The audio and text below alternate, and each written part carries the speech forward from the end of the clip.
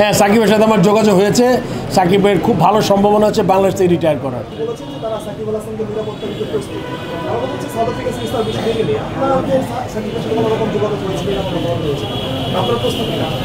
হ্যাঁ, সাকিবের সাথে আমার যোগাযোগ হয়েছে।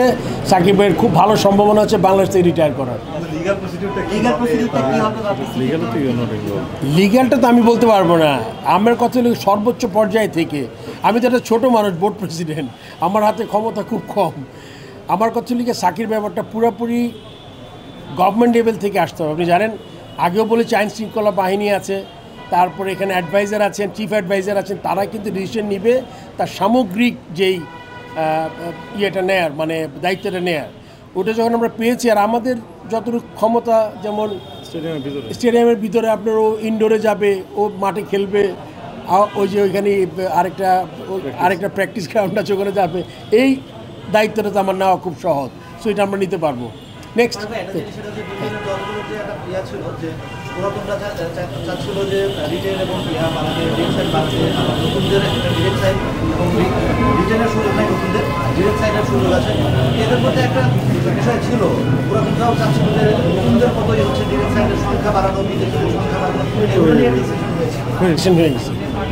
পেয়ে যাবেন কালকের মধ্যে আপনি। এটা আমরা ড্রাফট পেপার তৈরি করে ফেলেছি, হোপফুলি কালকের মধ্যে আমরা ইয়ে করে ফেলবো। এটা সবার জন্য ভালো, যেটা হয় পুরনরা যাতে অখুশি না হয়, নতুনরা যাতে অখুশি না হয়, মোটামুটি ব্যালেন্স করে একটা ডিসকাস করে আমরা একটা মাঝামাঝি আসতে পেরেছি। Last question.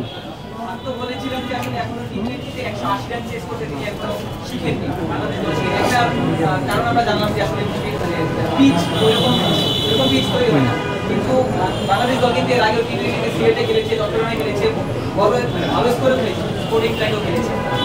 তো দায়টা কি আসলে শুধু মানে পিচেরই, নাকি টিম ম্যানেজমেন্টও রয়েছে, কিংবা ক্রিকেটারদেরও দায় আছে? পিচের ব্যাপারে খুব ইম্পর্টেন্ট কোয়েশ্চেন করেছেন আপনারা।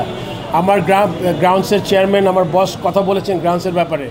আমি এবার I will make sure T20 wicket Dhaka স্টেডিয়ামে যাতে স্পোর্টিং উইকেট হয়, ভালো খেলা দেখতে পারেন। যদি এই ক্লিয়ার ইনস্ট্রাকশন দেওয়ার পরে যদি উইকেটটা না তৈরি হয়, তাহলে আমি খুবই আপসেট হব। সেটা আমি চেষ্টা করব যাতে আপনার একটা ভালো স্পোর্টিং উইকেট হয়, যাতে প্লেয়াররা ভালো উইকেটে স্কোর করতে পারে, বোলাররা ভালো উইকেটে রান করতে পারে। তো সেটা দেখা যাবে। ছোট্ট একটা ব্যাপার বলে শেষ করছি, ডিসেম্বর জানুয়ারিটাতে কিন্তু রোদের তাপ কিন্তু অনেক কম। ইটস নট অলওয়েজ ইজি যে আপনার টপ উইকেট তৈরি করা, অনেক রেগুলার শিশিরের ব্যাপার থাকে, ওরকম একটু সফটওয়্যার থাকে উইকেট, অত হার্ড উইকেট আপনি সাভারের মতো পাবেন না যদি বৃষ্টি না হয়। সেই দিকে বিবেচনা করে আমরা চেষ্টা করি ভালো স্পোর্টিং উইকেট। অনেক ধন্যবাদ সবাইকে। স্ট্যান্ডিং কমিটির ব্যাপারে কোনো সিদ্ধান্ত আমরা এখনো জানতে পারিনি। যেমন অনেকেই পদত্যাগ করেছেন, যেটা আমরা শুনেছি, দুর্জয় ভাই কিংবা খালেদ মাহমুদ সুজন, তারাও পদত্যাগ করেছেন। ওই জায়গাগুলো ফাঁকা হয়েছে। তারা এইচপির দায়িত্বে ছিলেন, গেম ডেভেলপমেন্টের দায়িত্বে ছিলেন, ক্রিকেট অফিসের দায়িত্বে ছিলেন জালাল ইউনুস। ওই জায়গাগুলো আপনারা এখন অফিসিয়ালি বন্টন করেননি, এটা কি কবে? এগুলো আমাদের সব, আমাদের যে ডিরেক্টর যাদের মধ্যে আছেন সবাই 2টা 3টা 4টা পোর্টফোলিও আমরা দেখছি। বাট যদিও বলি নেই নামে, কেননা আপনার একটা একটা চেয়ারম্যান, একটা মেম্বার সেক্রেটারি দরকার, তার সাথে মেম্বারের দরকার 2-3টা। তো ওই ধরনের লোকও বলো নাই। কিন্তু আমরা কমিটি না করলেও আপনি দেখবেন কাজ তো থেমে নাই। তার মানে আমরা কাজ করে যাচ্ছে, আমরা নিজেদের মধ্যে আমরা করে নিয়েছি। এইটা সেমিফাইনালিস্ট রংপুর রাইডার্স, সেকেন্ড পেয়েছে তারা, তারা যাওয়ার সম্ভাবনা আছে। গায়ানা টুর্নামেন্টটা আইসিসি স্যাংশন টুর্নামেন্ট। এক নম্বর প্রশ্ন, যেটা আমাদের ক্রিকেট বোর্ডে সবাই অনেক পজিটিভিটি খোঁজার চেষ্টা করছে। শ্রদ্ধেয় নাজমুল আবেদিন ফাহিম ভাই আমাদের বোর্ডে এসেছেন, রেসপেক্টেড ফারুক ভাই আমাদের বোর্ডে এসেছেন, and you guys are playing tremendous role so far. But একটা জায়গায় আমার কাছে মনে হয় যে আপনারা আপনাদের ব্যক্তিগত হোক আর যেটাই হোক, কথায় স্ট্রিক্ট থাকতে পারেন। পয়েন্টটা হচ্ছে, আমাদের নোমান ভাইকে একটা ইন্টারভিউ আপনারা দুজনে দিয়েছিলেন, এবং সেখানটায় আপনি ব্যক্তিগতভাবে বলেছেন যে বাংলাদেশের ক্রিকেটে ক্ষতিগ্রস্ত করার ক্ষেত্রে চান্ডিকা হাবিবুর সিংয়ের একটা প্রোঅ্যাক্টিভ রোল রয়েছে। আপনি যদি সেই ক্ষমতায় যেতে পারতেন তাহলে এটা সরিয়ে দিতেন। এরপর আমি প্রশ্ন করেছিলাম সংবাদ সম্মেলনে, সেখানটায় আপনি বলেছিলেন যে আর 7 থেকে 14 দিনের মধ্যে একটা সিদ্ধান্ত পাবেন। আমরা সিদ্ধান্ত পাইনি। আমার প্রিয় ফাহিম ভাই তিনিও বলেছেন কেউ যদি ক্ষতি করে, ক্ষতিকর মানুষকে রাখার থেকে কেউ না থাকা ভালো, অনেকটা এরকম ছিল বক্তব্যটা। আমার প্রশ্ন হচ্ছে, চান্দিকা হাতুল সিং আপনারা যখন এসছেন তখনও আছে, নাজমুল হাসান পাপন যখন ছিলেন তখনও ছিল, তার মানে কি আপনাদের দুই গ্রুপের বা আপনার এবং পাপন ভাই নীতিগত অবস্থা একই? আসলে খুব straightforward question and I respect that. When you talk straight, and আমিও যখন কথা বলি খুব পরিষ্কার কথা বলি, কিন্তু আমি সবসময় একটা কথা বলি, এইটা শুধু মানে দুষ্ট গরুর কি শূন্য গোয়াল ভালো, এরকম কথা কিন্তু আমরা ন্যাশনাল টিমে করতে পারবো না এখানে। না রাখবো না, ওইটার জন্য একটু সময় দিতে হবে। এখনও কিন্তু 6 মাস টেনিওর আছে, 6 মাস এখনও কিন্তু আপনার বুঝতে হবে আমাদের এখনও 3টা সিরিজ আছে সামনে, 6 মাস সময় আছে। আমরা চেষ্টা করছি পজিটিভ, তাড়াতাড়ি কিছু দেখতে পারবে না। আমি যদি কিছু চেষ্টা না করি, যদি ফ্রুটফুল কিছু না পাই, আমি কিন্তু হুট করে কোনো ডিসিশন নিতে পারবো না। তবে এটা এখন আমাদের চিন্তায় আছে, অ্যান্ড আমরা এখন এটা মাথায় আমাদের আছে, এটা খুব শীঘ্রই দেখতে পারবেন। আগের মতোই বলছি, শীঘ্রই দেখতে পাবেন। আরেকটা ব্যাপার ফারুক ভাই জানতে চাই, সেটা হচ্ছে আমরা গ্রাউন্ডস কমিটির চেয়ারম্যান এখানটা রয়েছে মাহবুব ভাই, পুরনো মানুষ। আমাদের গ্রাউন্ড স্টাফদের বেতন বাড়ানোর জন্য আপনারা একটা বিগ রোল প্লে করেছেন মাহবুব ভাই ডিপার্টমেন্টে। তারা হয়তো এখন ভাগ করে হলেও ইলিশ কিনতে পারে, ইলিশের যা দাম এক্সাম্পল দিচ্ছি, যে তাদের বেতন বেড়েছে। কিন্তু বিশাল মাঠকে আপনারা সুন্দর বানালেন ভাই। 22 গজে যে খেলা হয়, শান্ত গতকালও বলেছে যে আমরা আইডিয়াল উইকেটে বাংলাদেশে প্র্যাকটিস করি না। ওই জায়গাটায় যদি আপনারা ইমপ্রুভমেন্ট না করেন, গ্রাউন্ডসম্যানদের স্যালারি বাড়িয়ে এলন মাস্ক বানাইতে কোনো লাভ হবে না, আপনার 22 গজ তো ওরকমই থাকবে। তো এখানটাও কি দুষ্টগুলো থাকবে কিনা? কমিউনিটি সিলভা বলেন আপনি গ্রাউন্ডসের রেড। আপনারা যেটা দেখেন এটা আন্তর্জাতিক খেলাগুলো দেখেন, ডোমেস্টিক নয়। যে খেলাগুলো হয় সেটা আমরা আগেও বলেছি, যেভাবে দলের চাহিদা থাকে সেভাবেই আন্তর্জাতিক খেলার মাঠগুলো তৈরি হয় যখন, এবং সেটা দলই ঠিক করবে কি করা যায়। এবং এখানে আপনারা জানেন যে অলরেডি আমরা আগেও বলেছি যে আমরা ট্রেনিং কিউরেটর এবং ডোমেস্টিক কিউরেটরশিপ আমরা বানাতে চাই। অলরেডি অ্যাডভার্টাইজমেন্ট হয়েছে, ইন্টারভিউ প্রসেসে আছে। আমরা 4 থেকে 6 জন বাংলাদেশি কিউরেটর নেব, এবং ইতিমধ্যে আজকের বোর্ডে আমাদের নতুন একজন বাংলাদেশি কিউরেটরকে অন্তর্ভুক্ত করা হয়েছে। আপনি জানেন যে খোকনকে, সে জয়েন করেছে 1 অক্টোবর থেকে, এবং আজকে বোর্ড অনুমোদন দিয়েছে। বাবু ভাই, আজকে একজন আমাকে প্রশ্ন করছিলেন যে গামিনী এতদিন কেন? তো আমি ওই ছেলেটাকে, মানে মাহরুষ প্রত্যয় আমার ছোট ভাই, আমি বলেছিলাম যে বোর্ডে কিছু কিছু লোকের খুব গুরুত্ব থাকে, যেমন মাহবুবানা। বোর্ড যেই আসুক তার খুবই গুরুত্ব থাকে সবসময়। আপনি তো নিশ্চয়ই এটা বুঝতেছেন, ফারুক ভাই বলছে গামিনীও কি এরকম বাংলাদেশ? মোটেও না, এটা মোটেও না। কারণ কারো একটা নোবডি ইজ ইন্ডিসপেন্সেবল। আমিও যেরকম ইন্ডিসপেন্সেবল না, মানে ইন্ডিসপেন্সেবল, সবাই indispensable. Gamini is on an individual, সে আজীবন এখানে থাকার মতো যোগ্যতা রাখে না, কিন্তু তার রিপ্লেসমেন্টগুলো আমাদেরকে বের করতে হচ্ছে। সেই জন্যই আমি কারো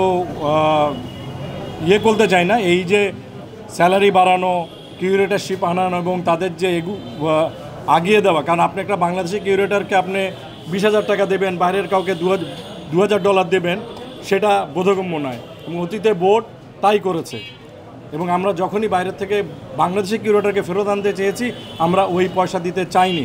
সেটা আমি পাবলিক করতে চাই না, সেটা বোর্ডের মধ্যেই থাকবো। এটা আপনারা আমাদেরকে অনেক কথাই বলতে পারেন, কিন্তু বোর্ড যেহেতু সেটা অনুমোদন করে, বর্তমানে বোর্ডে সেইটা পেয়েছি বলেই আমরা নতুন বাংলাদেশি কিউরেটরকে নিতে পারছি একটা ভ্যালু, যে বাইরের থেকে আমরা ভালো দামে দিতে পারি। আচ্ছা, এখানে ছোট্ট একটা কথা বলে নিচ্ছি আমি। You are 100% right. সবগুলো আমরা রিভিজিট করছি, সবগুলো এরিয়ায় আমাদের প্রচুর আলোচনা করি ইন্টারনালি, যে আমাদের কিন্তু ভেন্যু ম্যানেজার, এগুলো কিন্তু আমি বলি না সবসময়, ভেন্যু ম্যানেজার, ডিস্ট্রিক্ট কোচেস, এগুলো কিন্তু সব কোর এরিয়ার, যেগুলোতে কখনো কেউ নজর দেয় না, নজর দেওয়ার প্রয়োজন মনে করে নাই।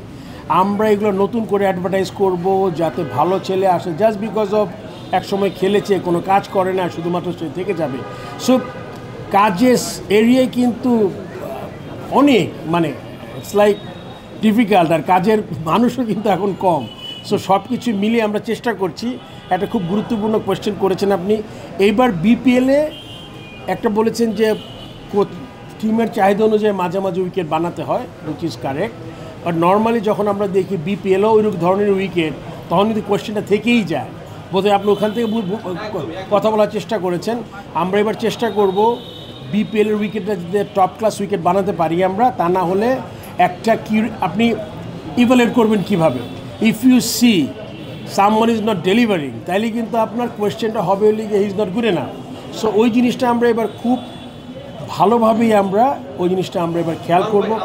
লাস্ট কোয়েশ্চেন, কমিউনিটি সিলভার যদি একদম ফেয়ার হয়, শেষ কোয়েশ্চেন, হ্যাঁ 10-এ কত দিবেন আপনি? টিম জিতলে কথা, টিম না, এই মুহূর্তে আসলে খুব বেশি ভালো করছে না আর কি। সিও হিসাবে দায়িত্ব পালন করছেন, উনিও প্রায় 12-13 বছর হয়ে গেছেন। বিসিবির অনেক ঝামেলা বা অনেক দুর্নীতির সাথে উনি প্রত্যক্ষ পরোক্ষভাবে জড়িত আছেন। তার ব্যাপারে কি আপনারা কোনো সিদ্ধান্ত নিচ্ছেন? এই মুহূর্তে তো আমরা রিবিল্ডিং করছি আর কি। আপনি জানেন যে আমাদের এখন এই মুহূর্তে 7-8 জন ডিরেক্টর, 9 জন, কোরামের মতো 9-10 জনের বেশি নাই, 14 জনের মতো ওনারা আসেন না, দেশে নাই বা দেশের বাইরে অসুস্থ হোয়াটএভার। তো আমাদের এই সব কিছুই রিবিল্ডিং করছি আমরা। এই মুহূর্তে এটা নিয়ে আমরা আসলে আলোচনা করার স্কোপ নেই, বিকজ আপনি বারবার একটা কথা বলি, আপনি ডে টু ডে বিজনেসটা আপনি পিছনে ফেলতে পারবেন না। আপনি এই জিনিসটা এগিয়ে নিয়ে যেতে হবে, তারপরে যদি কোনো কিছু কারোর মধ্যে কিছু পাওয়া যায় ডেফিনেটলি একটা ডিসিশন হবে।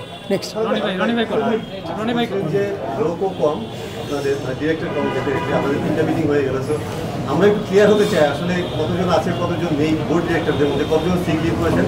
আমি প্রশ্ন করেছিলাম আর এগুলো ক্লিয়ার হতে পারি না।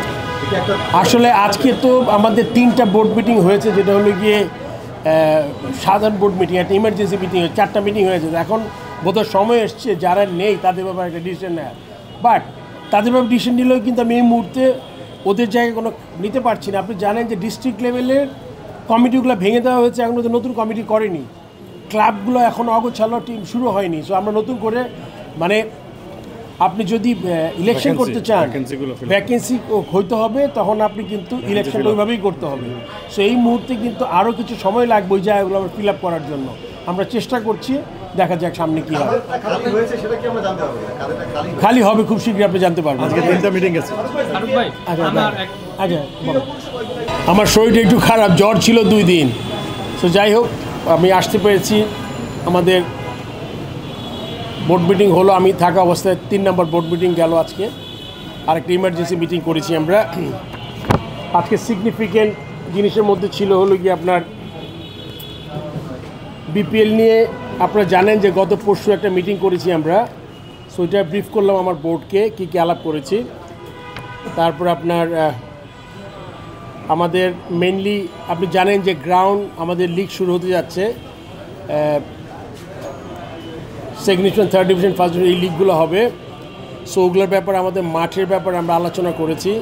এর মধ্যে পূর্বাচল একটা গ্রাউন্ড আছে, আপনি জানেন, 2টার মধ্যে একটা রেডি করছি আমরা। আর একটা গ্রাউন্ড আমরা এয়ারফোর্স হ্যাজ বিন কাইন্ড, আমরা চেষ্টা করেছি আর্মি এবং এয়ারফোর্সের সাথে যোগাযোগ করে তাদের ঢাকা শহরে যে মাঠ যা আছে ওই মাঠগুলোতে আমরা ফ্যাসিলিটি ডেভেলপ করে আমাদের লোকাল খেলা চালাতে পারি কি না।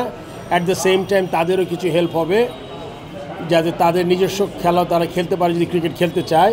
সো সেই ব্যাপারে আমি ডিসকাশন করে সো মাঠ একটা পেয়েছি, আরও হয়তো 1-2টা পাবো, তাতে করে আমাদের মাঠের সমস্যা কিছু হলে সমাধান হবে। আমিন বাজারে আরেকটা গ্রাউন্ড আছে, যে গ্রাউন্ডে আমাদের ছোট্ট 2-1টা ফ্যাসিলিটি ইমপ্রুভ করতে হবে, side screen, roller, pitch cover, ওগুলো দিলে ওখানে আমরা করতে পারবো।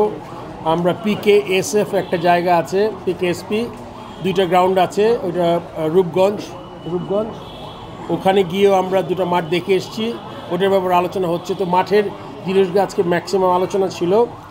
তারপর কিছু ফ্যাসিলিটি ডেভেলপমেন্ট করতে চাচ্ছিলাম ইনসাইড স্টেডিয়াম। আপনি জানেন আমাদের কিছু কর্পোরেট হাউসেস আছে আমাদের CCDM-এর পাশ দিয়ে গেলে, ওই জায়গাগুলো একটু মনে করে রেনোভেশনের খুব দরকার। ওইটা যেহেতু আমাদের ফরেন টিম আসবে, BPL আছে, এই জন্য ওই দিকে আমরা আলোচনা করেছি ঠিক করার জন্য। আমাদের স্টেডিয়ামের যে জানেন চেয়ারগুলো কিছু ভেঙে গেছে, যে চেয়ারগুলো রিপ্লেসমেন্ট করব।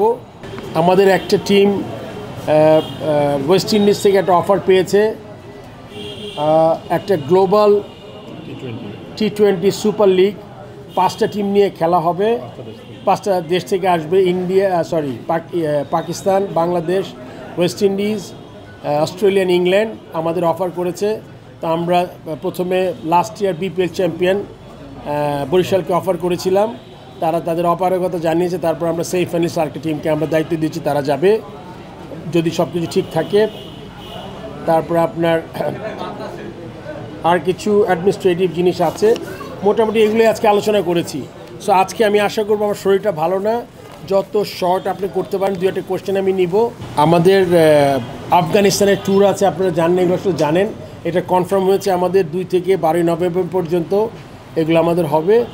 আর approval of the future tour programme 25 থেকে 28 বাংলাদেশ A টিম, এটা নিয়ে আলোচনা হয়েছে, এটা আমরা অ্যাপ্রুভ করেছি আর কি। এই মোটামুটি